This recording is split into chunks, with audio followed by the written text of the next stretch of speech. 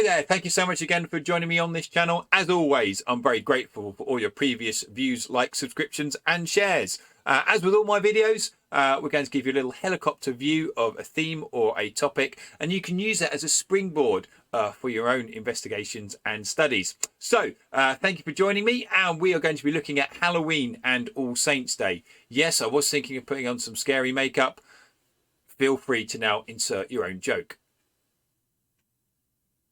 So let's start with the pagan origins of Halloween. So we go back to Northern Europe, Ireland, England and Northern France in particular, where there was an old pagan festival, and apologies for my pronunciation, called Samhain.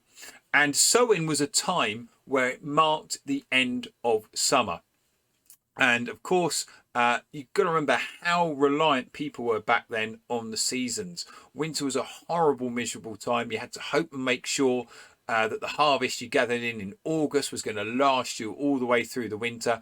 And of course, the shortening of the days would have been a real shift for that agricultural, not even economy, subsistence living in many ways. So that end of summer was marked roundabout on the 1st of November, and the ghosts of the dead would return to Earth. And in order to combat this fear of the ghosts returning to Earth, people wore masks to hide from ghosts. And what we've got here is a lovely self-care pumpkin that's been doing the rounds. I did Google Halloween mask, but to be honest, they're all quite terrifying. But I do love this pumpkin with his little self-care face mask and a nice little towel wrapped above its stem. So I think it's called a stem, I don't know, but the idea was that you would hide and the ghosts wouldn't be able to recognize you. Now we need to fast forward to the 600s, and Pope Boniface IV, what a fantastic name. He was a pope who was most famously, perhaps, he enjoyed promoting what's known as the monastic lifestyle, a lifestyle where you had a simple life, where you didn't have all the trappings of wealth. Yes, I know this is coming from the Pope, but you led a simple life as best you could.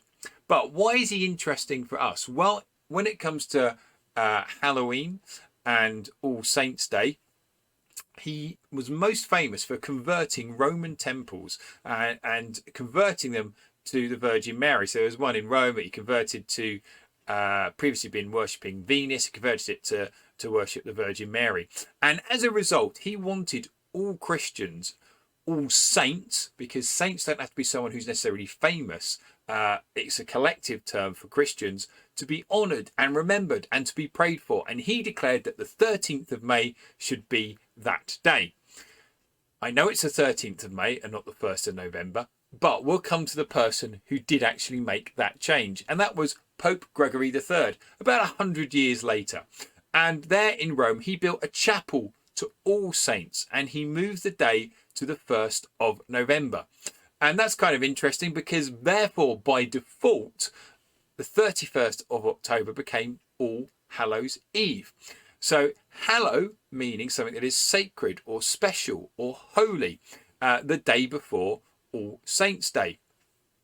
And there we are. It all seems rather happy and pleasant without any kind of complications.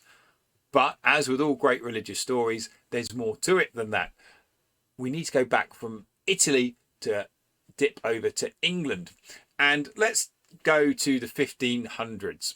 And there we are in 15th century England. And what are the poor doing? They're begging for food. So think of this as the earliest recorded instance we have of trick or treating. And what would happen? The poor would go round to their rich neighbours. They would knock and ask for things such as soul cakes. I didn't know about soul cakes till I put this together. And a soul cake is something which contains some cinnamon. It might have some raisins in it, but just a kind of hard biscuit effectively. And as in return for being given food, the poor promised to pray for the rich person's decease. They would pray for the souls of their benefactors. And kids would get involved as well. Sometimes they would dress up, and they would also go around and they would sing sort of traditional little ditties or funny little rhymes like this, because they would also ask not just for cakes and apples, but also alcohol. So that's absolutely right. The earliest form of trick-or-treating we know, kids would go around to the rich and they would be given alcohol, normally in the form of ale. So we've got all sorts of things going on, haven't we? We've got All Saints Day, which is a time for Christians to pray for those Christians who have deceased. We've got this pagan festival that seems to have been caught up in it all. And we haven't even got to the crucial bit yet, which is how did Halloween become such a big festival? Well, of course, we need to go to the United States of America. Now, most of you will know, of course, that the United States of America, as we know today, was built on immigration. And of course, Europeans have been in the United States of America for at least 400 years before we get to the 1840s. And what happened is this, is that the early European settlers tended to be Puritans. They weren't really big into celebrating big festivals, quite an austere, some might say miserable, but a very simple lifestyle. So when you got to this stage, okay, there was only a few pockets that really celebrated sort of the festival. So Roman Catholics in areas such as Maryland. It wasn't until the Irish arrived in the 1840s, and as we know, as a result of the horrors of the potato famine, when Halloween began to actually kick off.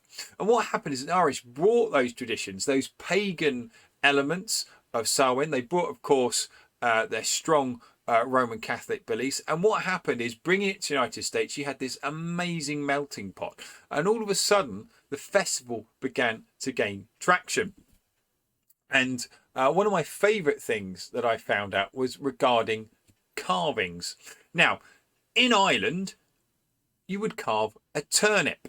And the reason why you would carve a turnip is to ward off evil spirits. You would put it outside. Do you remember we talked about earlier on about Samhain and how this idea of the ghosts returning to earth? Well, these little carved turnips would scare away those evil spirits.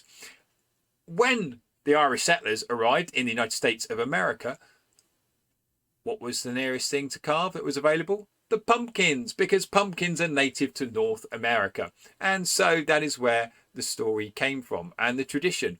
I love this turnip on the left. It actually looks genuinely creepy and genuinely scary. I've never carved a turnip, but maybe it's something I'll give a go at some point. So you can see there how this crossover of national boundaries, this crossover of paganism and Christianity really took hold. In addition, as well, we mustn't forget All Saints Day. And when it comes to All Saints Day, sorry, not those All Saints, next slide, it was a time for Christians to actually remember all saints and martyrs throughout history and what they achieved, known and unknown. And it was expected that everyone would go to church on that day and remember those Christians who have passed away and been deceased.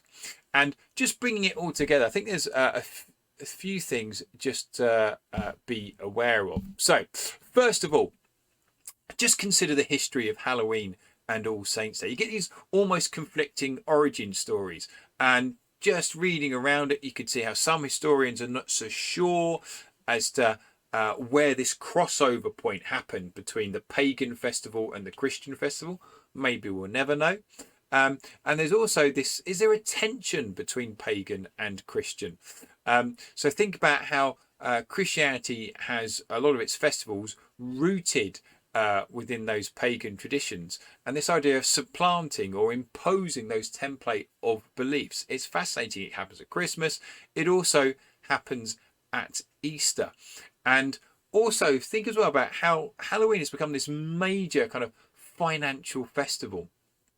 It's celebrated, we associate it, don't we? Particularly we see it in the movies of, in the United States of America.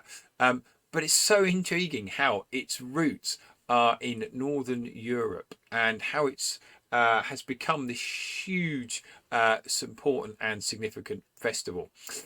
So that's all there is from me. As always, I'm very, very grateful for your viewing. I'm very, very grateful for all your views, likes, subscriptions and shares. And as always, enjoy your learning.